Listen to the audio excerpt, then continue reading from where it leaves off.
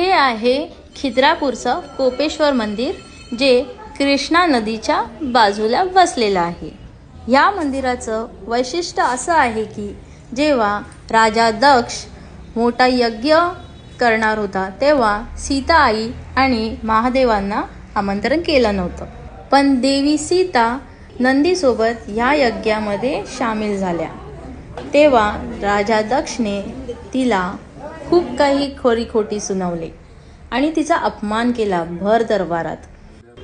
अपमान सहन न झाल्याने सीताई सती गेल्या. त्यानंतर महादेव खूप क्रोधित होते आणि विष्णूने त्यांना या जागेवरती आणले आणि राग शांत केला त्यांचा.